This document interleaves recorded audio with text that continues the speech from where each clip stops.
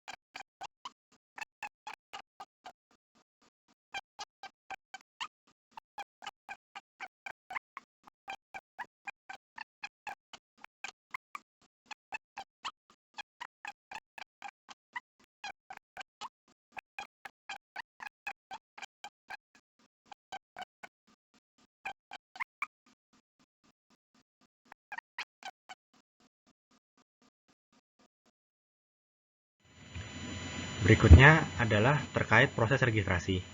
Secara garis besar ada dua tahap dari proses registrasi. Yang pertama adalah tahap praregistrasi obat, kemudian dilanjutkan dengan registrasi obat. Kedua tahapan ini dapat dilakukan secara online melalui https://newaero.pom.go.id. Praregistrasi obat. Tahapan ini diajukan oleh pendaftar kepada Kepala Badan POM. Tujuan dari praregistrasi obat yaitu yang pertama, sebagai penentuan kategori. Apakah obat yang akan didaftarkan nanti masuk ke kategori 1, 2, 3, 4, 5, 6, atau kategori 7. Kemudian untuk menentukan jalur evaluasi yang akan dilalui. Dan juga untuk menentukan biaya evaluasi yang akan dikenakan kepada pendaftar. Kemudian untuk menentukan dokumen registrasi yang nantinya harus dicantumkan. Lalu yang terakhir, untuk mengajukan nama atau merek obat, baik merek dagang maupun merek generik. Berikutnya adalah alur praregistrasi obat. Yang pertama, kita harus login ke dalam sistem. Kemudian, mendaftarkan produk yang dipraregistrasikan untuk mendapatkan surat perintah bayar atau SPB via online. Setelah mendapatkan SPB, dilakukan pembayaran via bank yang telah ditunjuk sebelumnya. Setelah membayar, dilakukan upload bukti bayar, lalu akan diverifikasi oleh BPOM. Setelah terverifikasi, dapat dilakukan pengisian formulir praregistrasi dan upload dokumen yang diperlukan. Proses evaluasi oleh BPOM terkait apakah dokumen sudah lengkap atau belum. Apabila dokumen yang dicantumkan belum lengkap, maka dapat diajukan ke pendaftar untuk menambahkan dokumen-dokumen yang masih belum lengkap. Setelah itu dilakukan evaluasi ulang, dan apabila seluruh kelengkapan sudah terpenuhi, maka hasil praregistrasi dapat dikeluarkan oleh BPOM. Berikutnya ada registrasi obat. Pengajuan registrasi dilakukan dengan menyerahkan berkas registrasi, meliputi formulir registrasi dengan dokumen administratif dan dokumen penunjang. Dengan mengisi formulir registrasi dan disket yang telah disediakan oleh Direktorat Penilaian Obat dan Produk Biologi, disertai bukti pembayaran biaya evaluasi dan pendaftaran, serta hasil dari praregistrasi yang telah diberikan sebelumnya. Adapun dokumen yang harus dicantumkan antara lain dokumen administratif informasi obat dan label, dokumen mutu dan teknologi, dokumen non-klinik jika diperlukan, dan dokumen klinik berupa uji praklinik dan dokumen uji klinik. Lalu berikutnya ada alur registrasi dari obat. Yang pertama, kita login ke dalam website yang sudah ada sebelumnya. Kemudian, memilih hasil dari praregistrasi yang akan dilanjutkan ke proses registrasi. Lalu dilakukan pembayaran setelah mendapatkan surat perintah bayar melalui bank yang telah ditunjuk sebelumnya. Setelah dilakukan pembayaran, dilakukan upload bukti bayar, lalu akan diverifikasi oleh BPOM.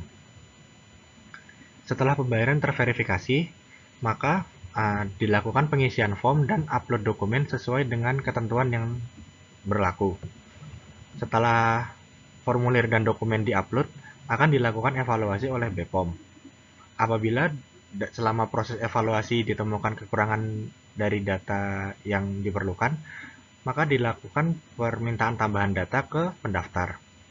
Setelah diberikan penambahan data, akan dilakukan evaluasi lagi hingga nantinya seluruh data yang diperlukan terpenuhi. Setelah itu akan diproses oleh BPOM untuk kemudian BPOM mengeluarkan izin edar. Evaluasi merupakan penilaian terhadap aspek khasiat, keamanan, mutu, informasi produk, dan atau label sesuai dengan kriteria dan kategori registrasi. Evaluasi dilaksanakan sesuai dengan jalur evaluasi. Lalu, perhitungannya disesuaikan dengan jalur evaluasi sebagaimana dimaksud dan dihitung sejak dokumen registrasi diterima. Selanjutnya, evaluasi juga dilakukan terhadap data khasiat dan keamanan berdasarkan pembuktian ilmiah dan pedoman penilaian khasiat keamanan oleh tim penilai khasiat keamanan. Kemudian, tim penilai obat nasional atau TPON melakukan pembahasan terhadap hasil evaluasi dan memberikan rekomendasi keputusan kepada kepala badan. Selanjutnya, evaluasi data mutu dilakukan oleh tim penilai mutu didasarkan pada kesahihan informasi dokumen dan data inspeksi CPOP terakhir. Evaluasi informasi produk dan label dilakukan oleh tim penilai informasi produk dan label untuk memastikan bahwa informasi yang tercantum sesuai dengan kriteria. Selanjutnya, jika diperlukan tambahan data, kepala badan menyampaikan permintaan tambahan data secara tertulis kepada pendaftar. Pendaftar harus menyampaikan tambahan data paling lama 100 hari, terhitung sejak tanggal permintaan tambahan data. Apabila pendaftar tidak dapat menyampaikan tambahan data dalam jangka waktu 100 hari tadi, maka pendaftar dapat mengajukan perpanjangan pemenuhan tambahan data 1 kali dengan dilengkapi justifikasi. Perhitungan waktu evaluasi dihentikan atau clock off saat adanya proses tambahan data. Lalu perhitungan waktu evaluasi akan dilanjutkan kembali atau clock on setelah pendaftar menyerahkan tambahan data secara lengkap. Jika pendaftar tidak dapat memenuhi ketentuan sebagaimana yang dimaksud, registrasi dinyatakan batal dan biaya yang sudah dibayarkan tidak dapat ditarik kembali. Registrasi yang dinyatakan batal dapat diajukan kembali dengan mengikuti tata cara yang sama seperti sebelumnya. Evaluasi memiliki 8 jalur. Yang pertama, jalur 7 hari untuk registrasi obat khusus ekspor.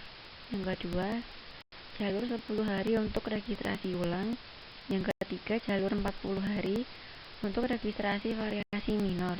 Dan yang keempat, jalur 100 hari untuk registrasi baru obat baru dan produk biologi yang diindikasikan untuk terapi penyakit serius yang mengancam nyawa manusia atau life saving dan atau mudah menular kepada orang lain dan atau belum ada atau kurangnya pilihan terapi lain yang aman dan efektif.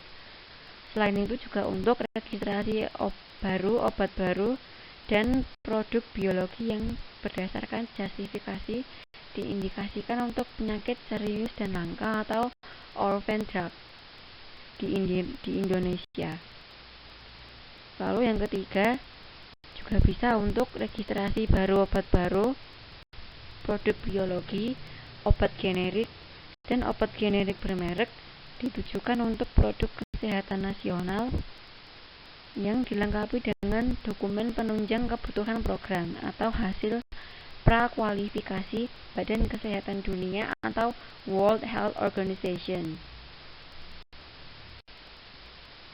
Jalur 100 hari juga meliputi registrasi baru obat baru dan produk biologi yang telah melalui proses obat pengembangan baru yang dikembangkan oleh institusi riset atau industri farmasi di Indonesia, dibuat oleh industri farmasi di Indonesia, dan sekurangnya 1 uji klinik yang dilakukan di Indonesia.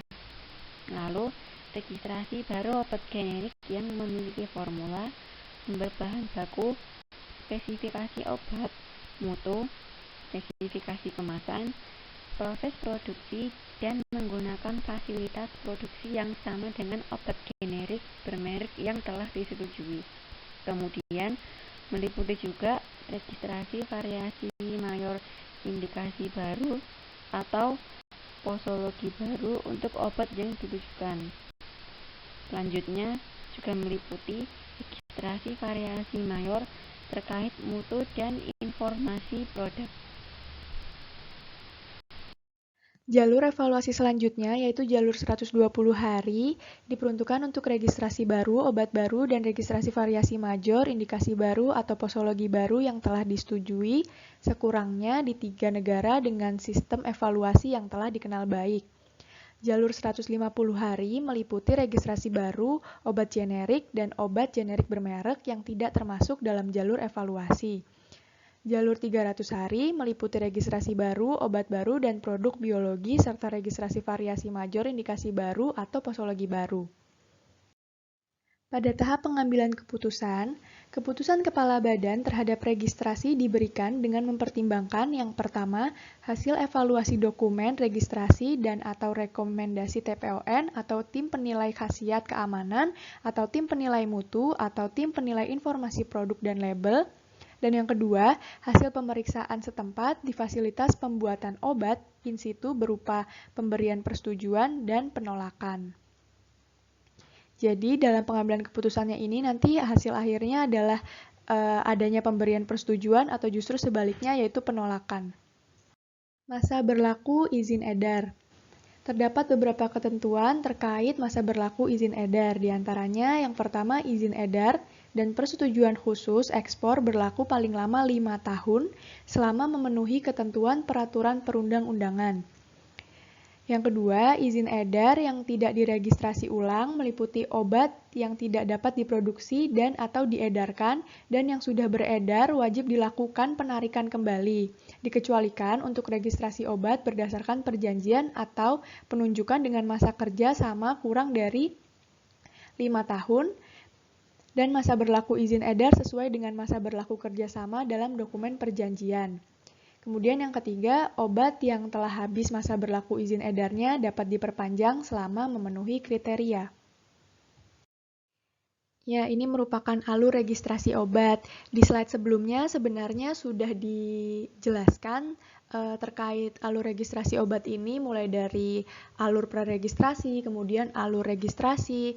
Namun bagan ini menggambarkan secara keseluruhan alur registrasi obat. Jadi yang pertama dari pendaftar itu nanti akan melalui 2 tahap utama dari registrasi obat, yaitu praregistrasi, tahap praregistrasi, dan yang kedua tahap registrasi. Dimulai dari tahap praregistrasi, dilakukan penyerahan dokumen, kemudian dilakukan konsultasi, kemudian apabila nanti memenuhi syarat, data-datanya sudah memenuhi syarat, maka akan dikeluarkan hasil praregistrasi atau HPR, namun jika tidak maka akan dikembalikan kepada pendaftar. Kemudian selanjutnya jika HPR sudah diterbitkan, maka kan sudah lolos nih dari tahap praregistrasi, maka dapat dilanjutkan ke proses registrasi atau ke tahap registrasi dengan melakukan pendaftaran obat, kemudian diperiksa kelengkapan datanya. Nah, data-data yang dimaksud ini yang tercantum dalam kotak berwarna orange. Jika datanya tidak lengkap atau mungkin dibutuhkan data tambahan, nanti akan dikembalikan kepada pendaftar, kemudian data tambahan yang diperlukan dikumpulkan lagi oleh pendaftar dan nanti akan dilakukan pemeriksaan kembali. Kemudian jika datanya sudah lengkap dan memenuhi persyaratan, maka nanti akan masuk ke dalam tahap penilaian penandaan, dan jika sudah disetujui maka akan mendapatkan nomor izin edar atau NIE sebagai hasil akhir yang kita harapkan dari registrasi obat ini. Agar obatnya dapat beredar begitu ya, maka dibutuhkan nomor izin edar. Namun pada tahap pemeriksaan kelengkapan data yang kemudian dapat kita lihat memenuhi syarat atau tidak, itu tentunya perlu dilakukan tahap evaluasi. Nah, dari bagan ini, yang tahap evaluasi dapat dilihat di garis panah yang berwarna biru.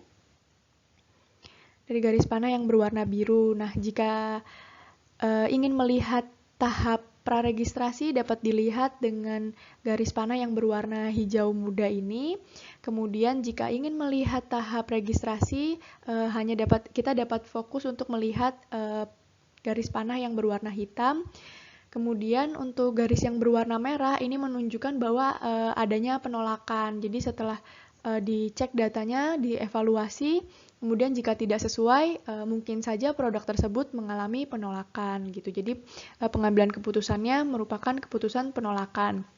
Kemudian untuk garis panah yang berwarna kuning itu menunjukkan diperlukannya tambahan data. Jadi ketika nanti dievaluasi, kemudian didapatkan datanya kurang, itu pemeriksa nanti akan berkomunikasi kembali dengan pendaftar dan memberitahukan bahwa diperlukan data tambahan, dan nanti pendaftar akan mengumpulkan data tambahan yang diperlukan dengan waktu tertentu, kemudian akan diserahkan kembali dan akan dievaluasi kembali sampai begitu seterusnya sampai nanti dapat memenuhi persyaratan dan masuk ke proses penilaian penandaan dan mendapatkan nomor izin edar, seperti itu.